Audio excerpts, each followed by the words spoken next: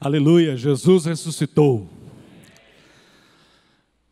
Você realmente crê que Jesus Cristo ressuscitou, está vivo e tem realizado as obras que as Escrituras nos descrevem em pleno século XXI, diante de uma sociedade tão difícil como a nossa, diante de uma fé tão vacilante? Você realmente acredita que Jesus ressuscitou? Ele está vivo? Certo. Me prova. Como você pode afirmar que Jesus está vivo?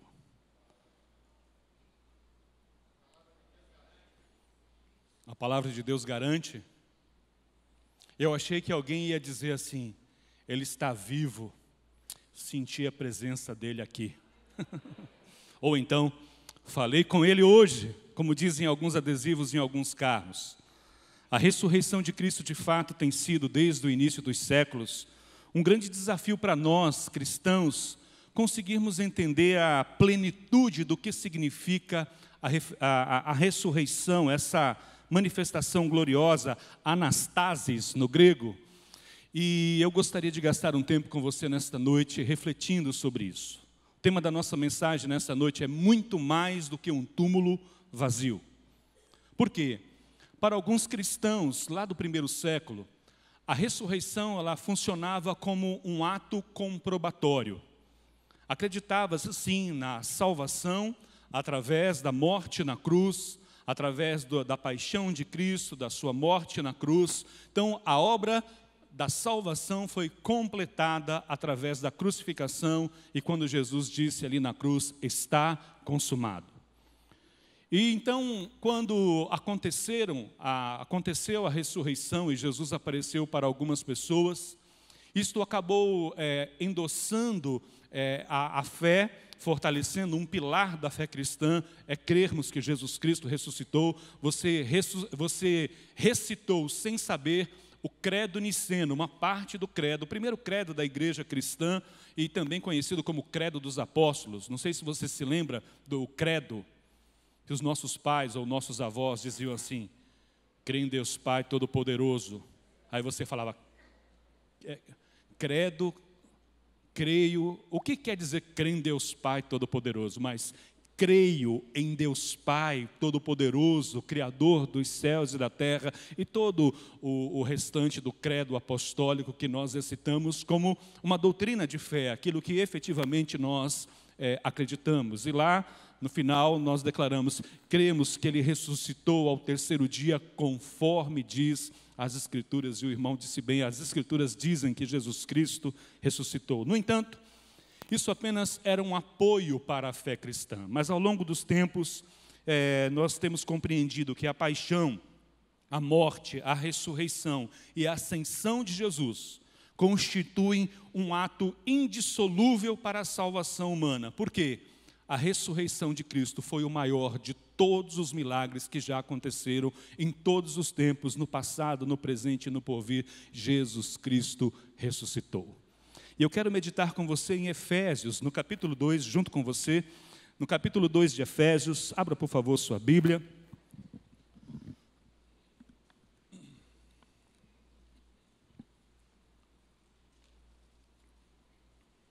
Pastor Abraão, nessa noite, está pregando em Caravelas. Ontem fez um casamento. Está pregando hoje à noite, pela manhã vai estar retornando. Daqui a pouquinho nós vamos orar pelo retorno seguro do nosso pastor. Então, vamos pedir a Deus daqui a pouquinho, quando orarmos sobre a palavra que vamos ler, orarmos pelo nosso pastor também, ok? Efésios capítulo 2, do verso 1 ao verso 10, as Escrituras dizem assim: Ele vos deu vida, estando vós mortos nos vossos delitos e pecados, nos quais andaste outrora, segundo o curso deste mundo, segundo o príncipe da potestade do ar, do espírito que agora atua nos filhos da desobediência, entre os quais também todos nós andamos outrora, segundo as inclinações da nossa carne, fazendo a vontade da nossa carne e dos pensamentos, e éramos, por natureza, filhos da ira, como também os demais. O verso 4 diz que, mas Deus, sendo rico em misericórdia, por causa do grande amor com que nos amou, e estando nós mortos em nossos delitos, nos deu vida juntamente com Cristo. Pela graça sois salvos. E o verso 6 diz, e juntamente com Ele, o que Ele fez? Nos ressuscitou e nos fez assentar nos lugares celestiais em Cristo Jesus, para mostrar nos séculos vindouros a suprema riqueza da sua graça em bondade para conosco em Cristo Jesus. Todos juntos, verso 8, porque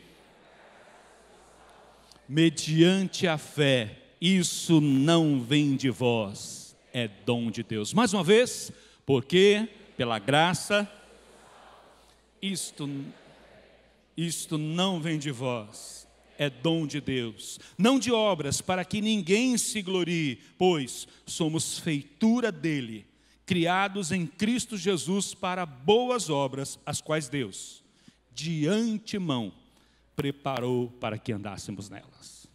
Vamos orar mais uma vez, por favor, feche os teus olhos. Nós te agradecemos por fazermos parte desta grande celebração, de adoração ao teu nome, Senhor, de engrandecimento ao teu nome. Obrigado por ter nos dado vida em Cristo Jesus. Abre o nosso entendimento nesta noite para compreendermos a tua palavra e a plenitude da ressurreição de Cristo Jesus. Não seja apenas um cântico nos nossos lábios, mas uma verdade no nosso coração e na nossa vida, Senhor. Abre, ilumina o nosso entendimento. Oramos pelo pastor Abraão também nesta noite. Abençoa, Senhor, o teu servo ali em Caravelas, nas obras que o teu filho tem realizado e tem sido tão significativo para todos nós, em todos os lugares. Leva-o, abençoa-o e traz-o debaixo da tua proteção. Protege na estrada, uma viagem longa de 12 horas. Guarda, protege, fala ao coração do teu filho. E que mais uma vez nós possamos ver que o Senhor tem usado e tem falado através da vida do nosso pastor, Senhor. Nós queremos pedir que nesta nova semana, nós possamos começar esta semana com um novo entendimento, com o nosso coração fortalecido, com a nossa fé fortalecida. Por isso, nós te pedimos, fala conosco. Em nome de Jesus nós oramos. Amém. Aleluia. Amém. Sinceramente, eu gostaria nesta noite que nós estivéssemos numa vigília, porque nós leríamos as 4 narrativas dos 4 evangelhos, mais o que Lucas falou aqui, uma grande narrativa, talvez um dos maiores capítulos do Novo Testamento, é o capítulo 15 de 1 Coríntios, onde Paulo faz uma descrição e uma narrativa, ou seja, a teologia paulina descrita sobre a ressurreição, descrita no primeiro capítulo, na primeira carta aos Coríntios, no capítulo 15, 58 versículos. Mas a narração da ressurreição de Jesus não é apenas a narrativa de uma história.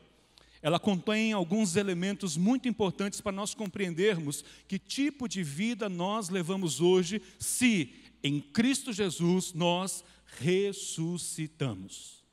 Efésios, o apóstolo Paulo aqui na sua carta aos Efésios, ele diz assim, vocês estavam mortos. E é interessante que ele muda, ele começa dizendo vós, ou seja, vocês estavam mortos nos vossos delitos e nos vossos pecados, verso 1. Mas, no versículo 3, ele diz, entre os quais também todos nós andamos outrora. Então, esta palavra, ela foi dirigida primeiro aos gentios, mas ficou claro que o apóstolo Paulo estava falando, vocês também, judeus, que creram em Cristo Jesus, ressuscitaram também. E este estado de morte, qual é esse estado de morte que o apóstolo Paulo está falando? É óbvio que ele não está falando de uma morte física. Ele está falando de uma morte que é a ausência da vida de Deus na vida de alguém que não conheceu Cristo Jesus como Senhor da sua própria vida. Então ele está dizendo assim, quem não nasceu de novo, consequentemente, está morto. Ou seja, a experiência da conversão é uma ressurreição. E essa palavra ela vem carregada de significado, atanases, muito mais do que voltar à vida, é passar a ter uma vida de qualidade. A palavra ressurreição, ela está muito ligada à palavra eterna ou vida eterna.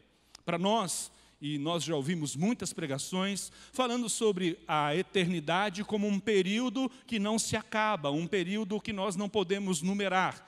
No entanto, o significado original da palavra eterno não tem a ver com tempo, tem a ver com o tipo de vida que nós levamos. Tem a ver com a qualidade de vida que nós levamos. Por isso, em diversas passagens do Velho Testamento, o nosso Deus é chamado de o Eterno, onde está toda a vida, toda a qualidade de vida reside no Eterno, no Deus da nossa salvação.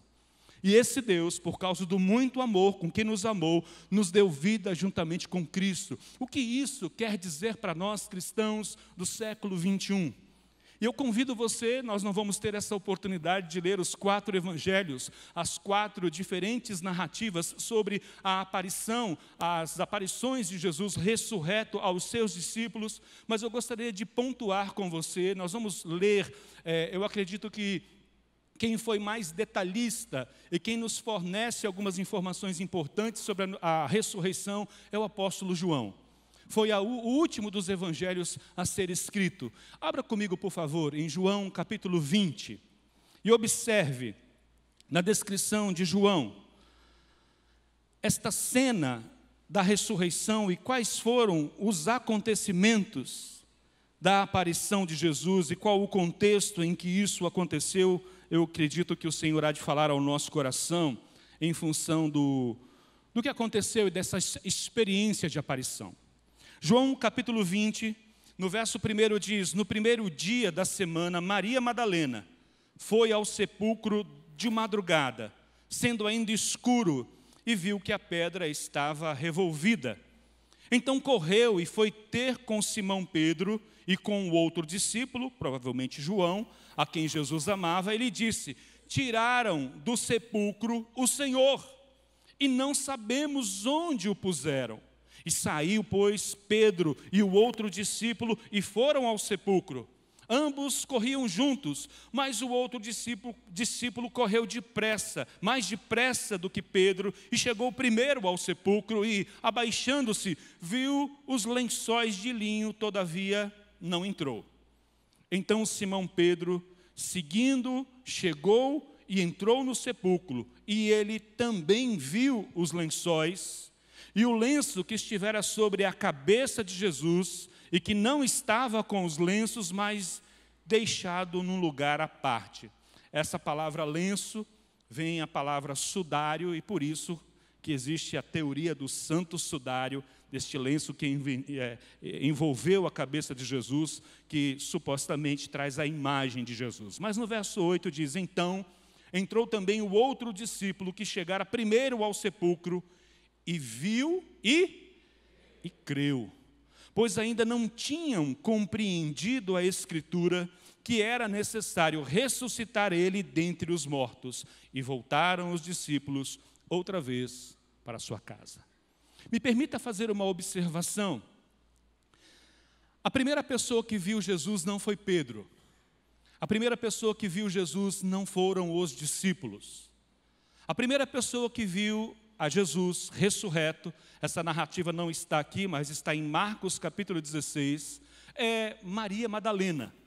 Marcos, ele acrescenta mais 2 pessoas a esta ida de Maria ao sepulcro. E você depois pode ver em casa que no capítulo 16 de Marcos, essas 3 mulheres vão até o sepulcro com a intenção de aromatizar, de ungir, de untar o corpo de Jesus, uma espécie de embalsamamento.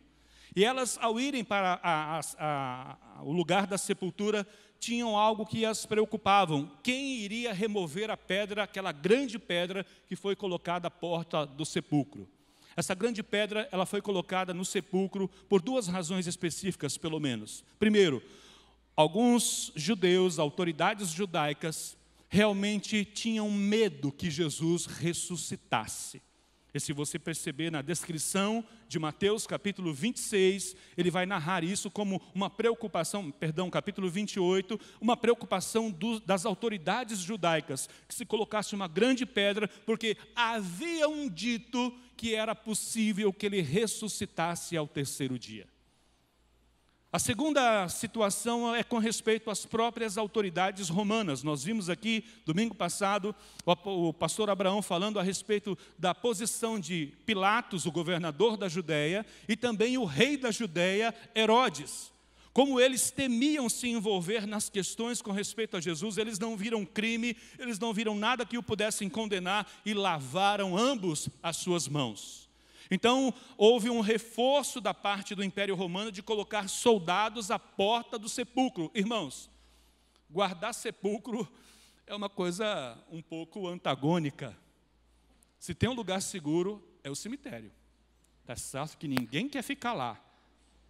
Quem está fora não quer entrar e quem está dentro não pode sair.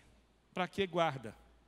Hoje, talvez os guardas sejam mais patrimoniais, por uma segurança de não serem violados os túmulos e se roubarem as coisas preciosas, mas ter soldados na porta de um sepulcro é um indicativo de que eles temiam que alguma coisa sobrenatural acontecesse. Ou seja, havia evidências por parte da religião judaica, das autoridades judaicas, que alguma coisa poderia acontecer e também dos romanos.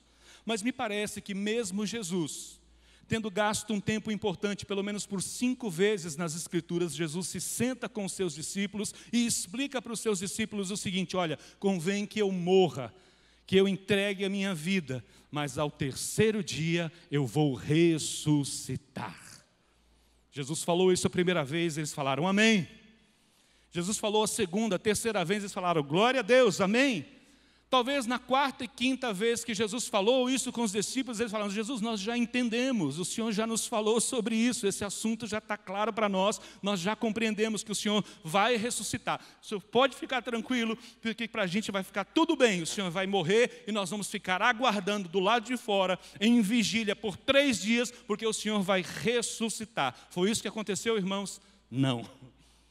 Os discípulos não conseguiam compreender, eles não conseguiam assimilar a ressurreição, talvez pelos mesmos motivos que eu e você ainda temos, em pleno século 21, com toda a informação bíblica que nós temos de que Jesus está vivo, e isso é um fato. Eles foram até o sepulcro, essas 3 mulheres, dizem que quando elas chegaram, a pedra estava revolvida, havia um anjo na cabeceira, um anjo aos pés do lugar onde Jesus foi depositado, e o anjo disse assim: eu sei o que vocês vieram fazer aqui. Vocês vieram buscar Jesus, o Nazareno, que foi crucificado. Agora, ele não está aqui. Ele ressuscitou. Lembra? Lembra da escola bíblica dominical com Jesus? Lembra das 5 vezes que ele falou com vocês? Então vocês devem procurar os discípulos, anunciar a eles que Jesus está vivo e vai encontrar com eles lá na Galileia. Sabe o lugar onde as aulas foram dadas, os lugares onde os milagres aconteceram? Saiam aqui de Jerusalém, voltem para a Galileia, porque Jesus vai encontrar com vocês lá. É interessante que Marcos capítulo 16 diz que elas saíram dali e não contaram nada a ninguém. Talvez você se assentado aqui hoje na IBAN, diga assim: que mulheres incrédulas. Mais uma vez mencionando o nosso pastor, os personagens bíblicos nos representam. A Bíblia diz que 2 dessas mulheres, Salomé e a outra Maria, mãe de Tiago, elas voltam para o lugar onde os discípulos estavam reunidos. Mas Maria fica chorando na porta do sepulcro. E o anjo pergunta para ela: Maria, por que choras? E ela fala assim: porque levaram o meu Senhor, eu não sei o que aconteceu com ele. Ela praticamente ignorou o que o anjo havia dito anteriormente. E é curioso que neste exato momento, em que se fosse eu, talvez você, daria um sermão nela assim: já não falei com você, sua incrédula, mulher de pouca fé. Eu já não falei com você bem que falaram a seu respeito. Eu não sei se você conhece a narrativa de Marcos, mas ela começa dizendo assim: e Maria Madalena, aquela de quem Jesus expulsou 7 demônios. Ou seja, ela era conhecida no meio em que ela vivia como uma mulher debaixo de uma forte influência de demônios. Marcos faz questão de anunciar isso sobre esta mulher, e me parece que mais uma vez os demônios estão influenciando a vida desta mulher, porque ela está ali chorando mediante um anúncio de um anjo, de que Jesus estava vivo. Mas, ao olhar para trás, um homem pergunta para Maria: mulher, por que choras? Ela acha que é o jardineiro do cemitério. Vamos colocar o nome certo nele? Ela acha que é o coveiro. E ela pergunta para o coveiro: por favor, meu senhor, diga aonde o senhor colocou o corpo do meu senhor, e eu vou lá e vou trazer ele de volta. Ou seja, ela não reconheceu Jesus, até que Jesus, no verso 16, diz assim: Maria. E ela faz uma exclamação: Rabone, que quer dizer mestre. E ela vai querendo tocar em Jesus. Ela fala assim: não encosta em mim, não toque em mim, não estendas a sua... Te detenhas, Maria, mas faz aquilo que o anjo disse. Vai, diga a Pedro e aos meus discípulos que eu vou encontrar com eles lá na Galileia. E é muito curiosa essa experiência, porque talvez ela sintetize uma das primeiras dificuldades que nós temos para acreditar de que realmente Jesus está vivo. Nós acreditamos mais na influência maligna deste século, desse Deus que agora atua nos filhos da desobediência, do que no poder de Deus. Não são poucas as vezes que nós somos confrontados pelas forças espirituais do mal e tememos. A minha primeira experiência nesse sentido foi numa igreja batista, lá em São Paulo, onde eu me converti. Era um domingo pela manhã, escola bíblica dominical. E logo após a escola bíblica nós tínhamos o culto, como acontece com muitas igrejas hoje. Infelizmente nós não podemos fazer isso aqui na IBAN. Mas lá naquela época, muito tempo atrás, eu era recém-convertido, estava num culto e uma mulher ficou possessa de um espírito maligno. Eu não sabia que aquilo era uma possessão. Para mim ela tinha tido um ataque epilético. Mas o que me chamou a atenção não foi o que aconteceu com aquela pessoa, com aquela mulher. Eu me lembro, a igreja tinha algumas cadeiras e bancos. Ela conseguiu jogar alguns bancos para frente. E eram bancos pesados. Nós batistas gostamos de bancos pesados e duros. Esse detalhe você deixa para depois. Depois da campanha do elevador a gente fala desse banco duro aí, ok? Ok. Mas o que me chamou a atenção não foi a atitude daquela mulher. Foi a atitude da igreja. Irmãos, não ficou ninguém. Todo mundo saiu correndo no meio do culto. A igreja funcionava, era uma casa adaptada, poucas pessoas. Eu me lembro que foi um tumulto para passar todo mundo por aquela porta estreita no fundo da igreja. E eu fiquei olhando aquela cena e falei: meu Deus, o que é que está acontecendo? E, para minha surpresa, quem ficou dentro da igreja? Eu e a mulher. Eu não quero me alongar com essa história, mas por que aqueles irmãos correram? Porque não compreendem o que diz as Escrituras. Maior é o que está em nós do que aquele que está no mundo.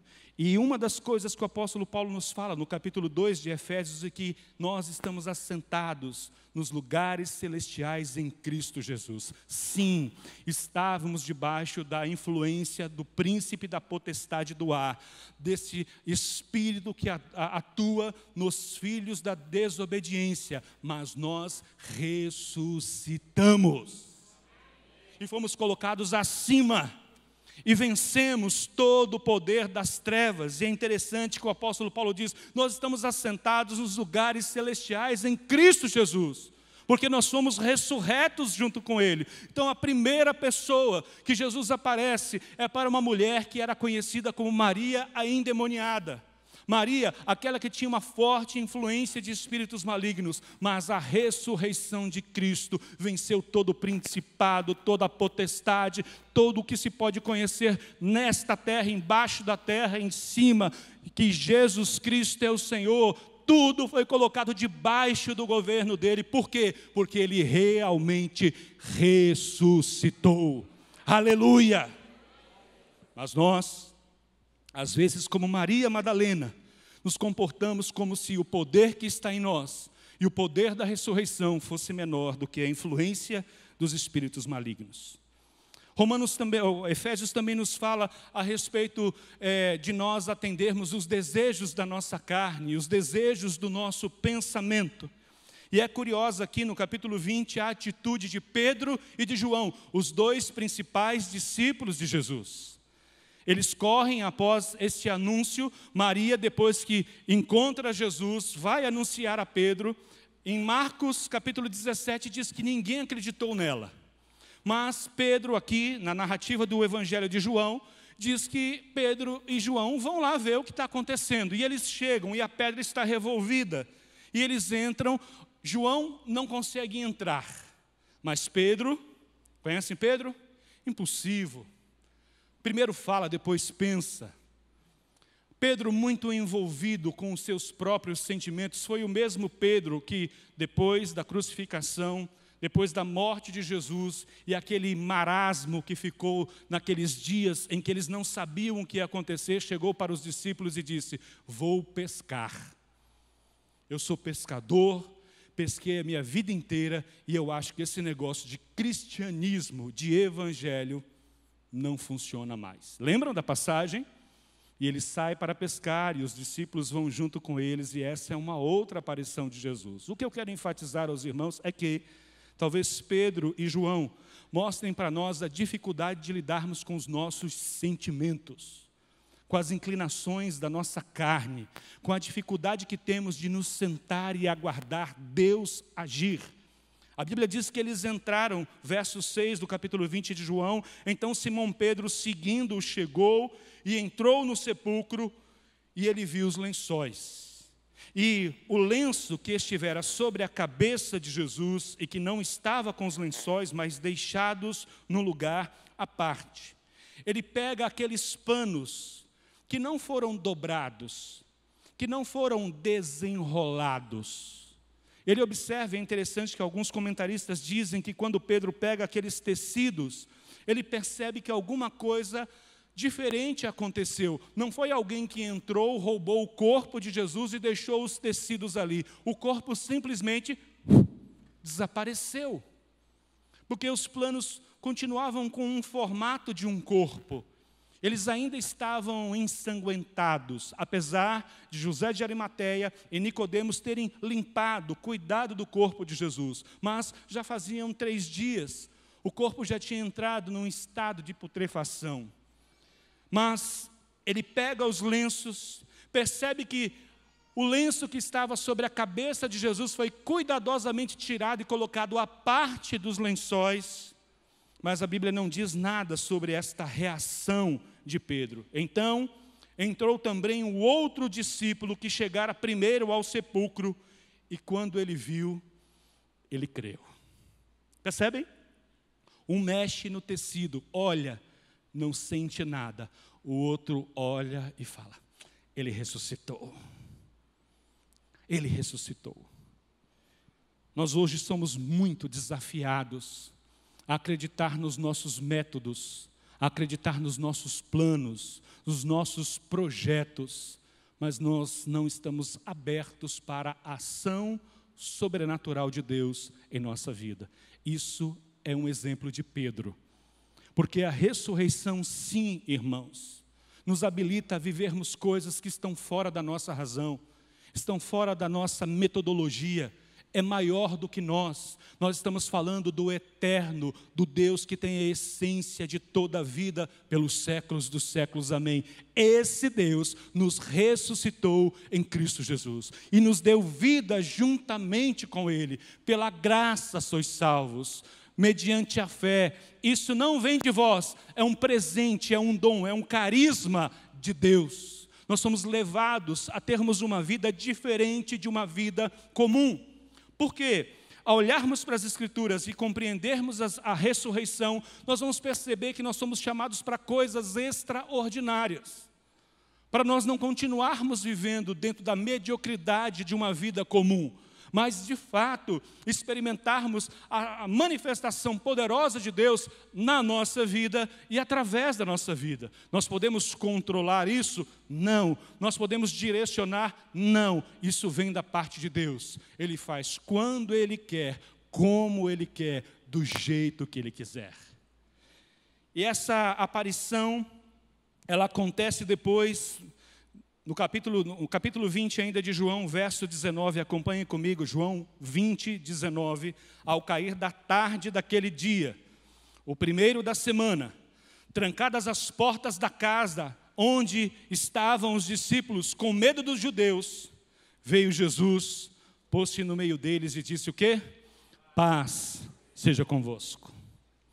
E dizendo isto, lhes mostrou as mãos e o lado. E alegraram-se, portanto, os discípulos ao verem o Senhor. E disse-lhes, pois, Jesus outra vez, paz sejam convosco. É como se eles não tivessem conseguido assimilar aquela palavra de paz. Olha, está tudo bem. Paz, shalom. Olha, está tudo tranquilo. Porque eu fico imaginando que quando eles perceberam que Jesus chegou, de fato, ficaram profundamente envergonhados. Ficaram profundamente consternados. Ao ponto de Jesus, pela segunda vez, dizer, paz seja convosco, verso 21, e assim como o Pai me enviou, eu também vos envio. Então, nós percebemos que quando Jesus se revela aos discípulos, isso é narrado também em outros capítulos, nos outros evangelhos, ele leva uma mensagem. Vocês são mensageiros da ressurreição. Agora, eu deixo a responsabilidade de testemunhar ao mundo que eu estou vivo, me manifestando na vida de vocês e através da vida de vocês. Por isso o apóstolo Paulo diz que nós somos chamados em Cristo Jesus para boas obras, as quais Deus de antemão preparou para que andássemos nelas. Nós tivemos uma maravilhosa manifestação da graça de Deus hoje, num vídeo de mais ou menos uns 3, 4 minutos, dos jovens visitando os campos missionários da Igreja Batista Metropolitana. Que Deus dê muita graça e muita sabedoria ao pastor Fábio, porque agora que eles aprenderam o caminho, não vai ser fácil segurar essa juventude. Ninguém vai poder segurá-los. Amém, jovens? Louvado seja Deus. Eu fico imaginando alguns que se sentiam limitados. Eu conheço algumas pessoas, muito próximas a mim, que têm muita dificuldade com experiências como essa. Mosquitos, lugar desconfortável para dormir. Eu fui com o William para Cajaíba, numa viagem missionária do nosso setor, o ano passado, e eu tive que ir para uma pousada, porque o William, me perdoe meu filho por falar isso de você, ele teve algumas necessidades que não poderiam ser atendidas no ambiente que nós estávamos, porque senão o William mataria os outros irmãos, se é que me entende. Se o William entrasse naquele compartimento, onde nós precisamos ir algumas vezes, e o William, ele entrava e os irmãos, quando entrassem, morriam na porta. Íamos ter que ter a experiência de ressurreição. Então, quando chegou o final do dia, eu falei, olha, é melhor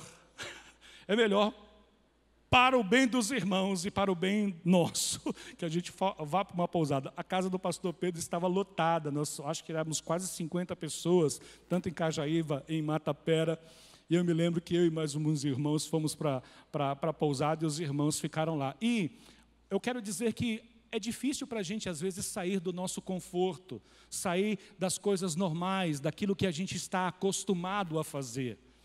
E uma experiência como essa, como o pastor Fábio bem disse, acaba arrancando de nós algumas coisas que nós carregamos e que não fazem bem para nós. É um choque de realidade, é um choque aos nossos conceitos, porque os que foram mais abençoados com essa viagem missionária, não tenho dúvida nenhuma, foram os jovens.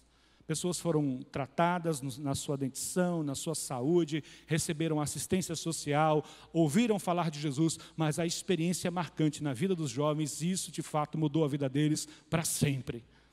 Percebem? Então, existem algumas coisas que nós precisamos estar abertos para fazer. E quando nós somos chamados em Cristo Jesus para boas obras, as quais de antemão Deus preparou para que andássemos nela, não quer dizer que você vai fazer isso do seu jeito.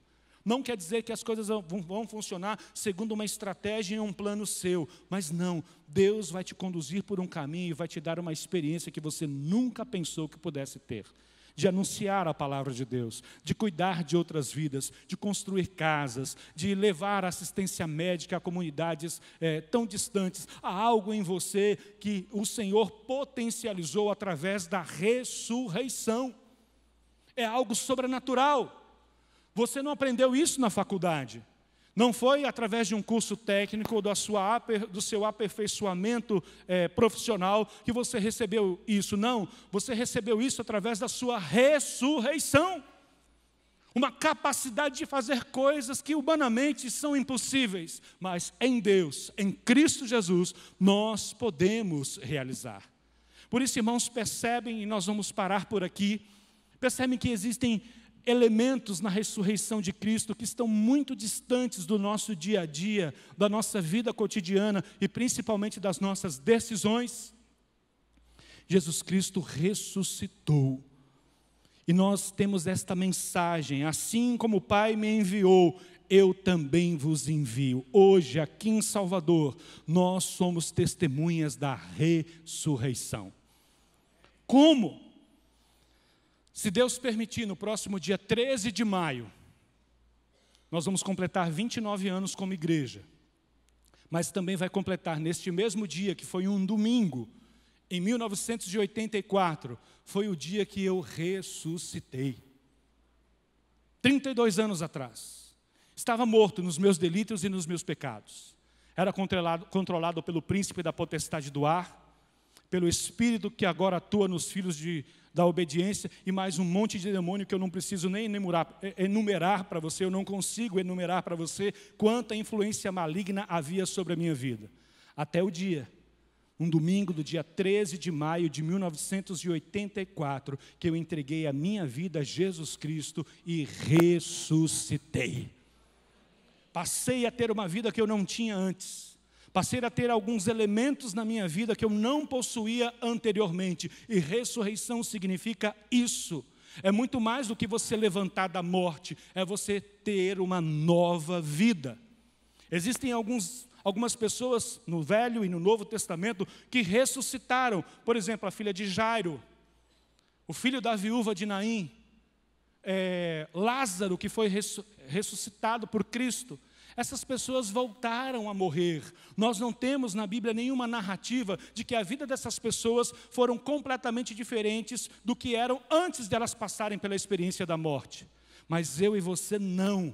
Nós não passamos por uma ressurreição física. A nossa ressurreição foi mais completa. A nossa ressurreição foi espiritual. Nós nascemos de novo para Deus. É mais do que um túmulo vazio. No ano passado, algumas instituições do mundo gastaram aproximadamente 3,5 milhões de dólares para reformar um lugar em Jerusalém, na parte cristã de Jerusalém, ao sul de Jerusalém, chamado Santo Sepulcro, onde muitas pessoas vão fazer peregrinações em Jerusalém e passam pela igreja do Santo Sepulcro, o lugar onde supostamente Jesus Cristo foi depositado, o lugar onde Maria Madalena, Maria e Salomé visitaram. Esse lugar existe até hoje. O que me chama a atenção é que algumas pessoas chegam neste lugar e sentem uma experiência mística, como se aquele lugar exalasse alguma coisa sobrenatural. Eu tenho muita dificuldade de compreender essas coisas. Pastor, o senhor foi em Jerusalém, a sua vida vai mudar. Eu falo, já mudou. Olha, quando o senhor for em Jerusalém e andar para os lugares que Jesus passou, o senhor vai ter uma experiência incrível. Eu já tive. Não estou desprezando o passeio. Uma vez eu e Eliana ganhamos uma passagem para Israel. E a pessoa que nos presenteou falou, olha pastor, o senhor leva pessoas porque eu acho que o senhor vai poder explicar os lugares. Ela queria me usar como guia. Eu falei, irmã, obrigado obrigado pela passagem, mas eu estou precisando ir para o Rio de Janeiro. Jerusalém vai ficar para uma outra experiência. Porque eu não consigo entender esta mística. Porque aquele lugar, esses cientistas e arqueólogos comprovaram através das técnicas que nós temos hoje, de que aquele lugar realmente é datado da época de Jesus, está intacto, mas é um sepulcro vazio, não muda a vida de ninguém. quem esteve ali, somente por 3 dias, é que tem transformado a vida de milhares e milhões de pessoas ao redor do mundo, ressuscitando-os das suas vidas mortas. Por isso eu convido você a começar uma nova semana com esse sentimento no seu coração: eu sou testemunha da ressurreição. Jesus está vivo. Como você pode me provar que Jesus está vivo? Pelas coisas que tenho experimentado em minha própria vida e pelas coisas que Ele tem realizado através da minha vida, na vida de outras pessoas. Esse é o verdadeiro testemunho da ressurreição.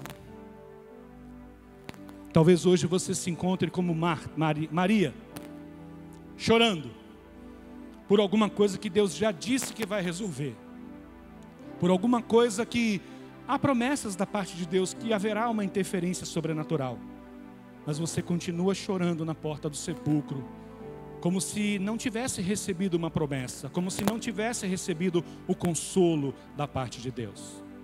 Ou talvez você esteja se comportando exatamente como Pedro, que vê algumas coisas, evidências claras da presença de Cristo, da ressurreição de Cristo, mas ainda tem o seu coração endurecido. O meu desejo é que esse Cristo que está vivo mude isso na nossa experiência. Mude isso na minha experiência, mude isso na sua experiência, porque Ele está aqui. E Ele pode comunicar ao seu coração coisas que eu não posso, eu não tenho o poder de comunicar. E quando Ele falar, você vai se sentir como aqueles discípulos no caminho de Emaús. Conversaram por alguns minutos, quase 1 hora com Ele, e não o reconheceram, até que chegaram em suas casas, sentaram à mesa, e quando Jesus levantou o pão e deu graças, imediatamente eles reconheceram que era o Cristo. Aí um virou para o outro e disse: não nos ardia o coração, não nos queimava o coração enquanto Ele falava conosco? Por que a gente não deu crédito? Não eram apenas palavras, o nosso coração queimava. E que essa seja a minha e a sua experiência, que a gente não passe tempo com Jesus agindo como se Ele não estivesse vivo. Vamos orar? Feche os seus olhos por alguns instantes. Maria Madalena, uma mulher que sofreu uma forte influência maligna, foi completamente transformada pela ressurreição de Cristo Jesus. O contato com Maria. Pedro, aquele homem tão impulsivo, sanguíneo, teve a sua vida completamente transformada pela ressurreição do Cristo vivo. E eu? E você? Como tem sido a nossa vida cristã diante desse fato de que Cristo ressuscitou? Será que para nós também é apenas um ato comprobatório? Um lugar vazio para visitarmos o túmulo vazio? Não. Nós fomos chamados em Deus para vivermos uma vida que glorifica o nome do nosso Senhor, para testemunharmos a este mundo que Ele está vivo. Vivo. É uma doutrina central da fé cristã. É um aspecto importante da nossa doutrina. Jesus Cristo ressuscitou e eu ressuscitei com Ele. Se você está aqui nesta noite e não teve essa experiência, esta é a sua noite. Provavelmente o seu coração agora está como o coração dos discípulos a caminho de Emaús, queimando. Se isso está acontecendo com você e você nunca teve a oportunidade de entregar a sua vida a Cristo, nos procure ao final desta reunião. Nós vamos orar com você, os pastores estarão orando com você. E você vai ter a experiência da ressurreição. Receber uma nova vida através da fé em Cristo Jesus. Isso não vem de você. Não há nada que você possa fazer para merecê-la. É um presente de Deus. Pela graça nós somos salvos. Mas se você é cristão, e tem vivido como se Cristo estivesse morto, eu quero convidá-lo nesta noite a tomar uma decisão de acreditar de forma efetiva, vivencial, através da sua experiência, o Cristo vivo, que veio para interferir no nosso dia a dia, nas nossas decisões. Sim, realizar milagres em nós. Nós cremos nos milagres. Nós temos pessoas que nós gostaríamos que o nosso Senhor curasse nesta noite, que estão hospitalizadas, que estão passando por situações difíceis. E através de uma palavra do nosso Senhor, essas pessoas poderiam ser totalmente curadas. Existem pessoas no nosso círculo familiar que estão muito opressas por espíritos malignos. Através de uma palavra de Jesus, elas seriam totalmente libertas. Mas o maior dos milagres é o milagre da transformação. É vivermos uma nova vida em Cristo Jesus. Senhor, nós entregamos o nosso coração mais uma vez ao Senhor nesta noite. Te agradecemos pela Tua palavra. Agradecemos pela paciência que o Senhor tem conosco, que foi a mesma que o Senhor teve com Maria, foi a mesma que o Senhor teve com Pedro, e se revelou, que o Senhor teve com Tomé, ao ponto de permitir que ele colocasse o dedo nas feridas. Mas a Tua palavra foi: bendito aquele que não viu e creu. Nós somos este povo.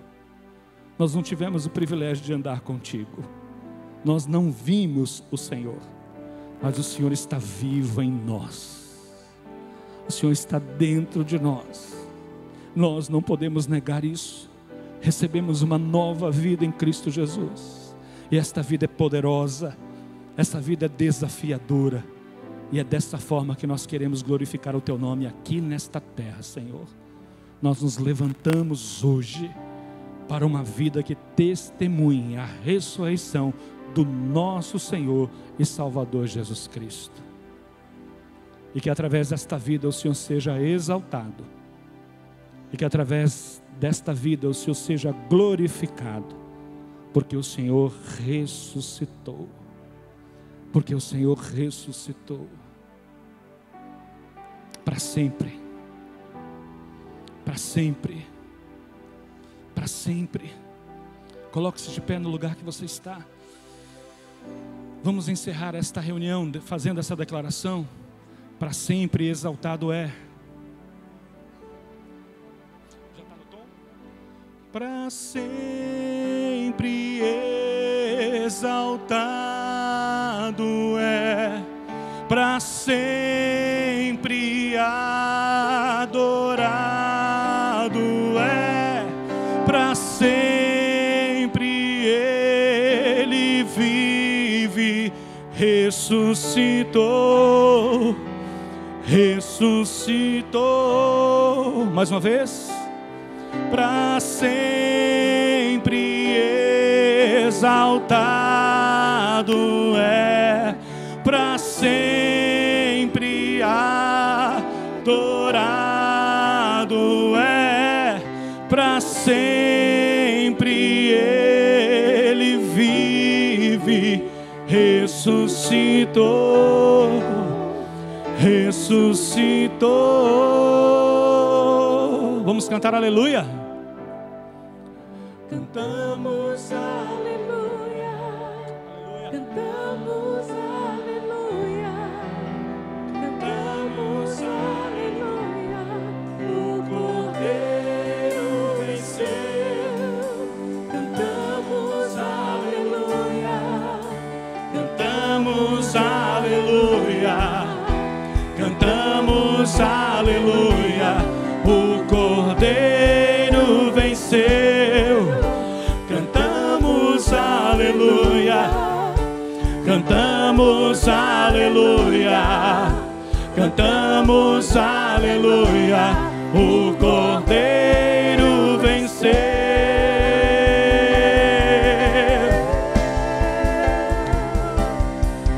Para sempre exaltado é. Para sempre adorado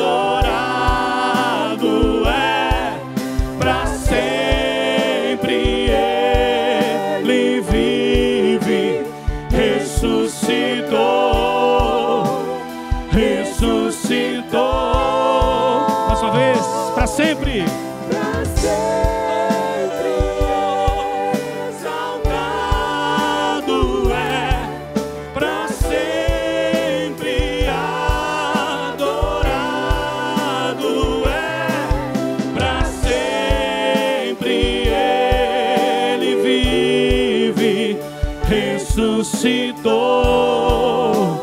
ressuscitou. Que a graça do Senhor Jesus, que o amor de Deus Pai e o consolo do Santo Espírito de Deus te leve a, nesta semana, ter experiências poderosas, viver de modo digno do Evangelho, porque Cristo ressuscitou. Ele está vivo, está se movendo sobre Salvador, através da sua igreja, através do seu povo nesta cidade, do qual você faz parte, do qual você é partícipe da herança divina. Que o Senhor te use como instrumento poderoso para a glória do nome dEle, em nome de Cristo Jesus, amém, aleluia. Deus te abençoe, uma boa semana, vai na paz.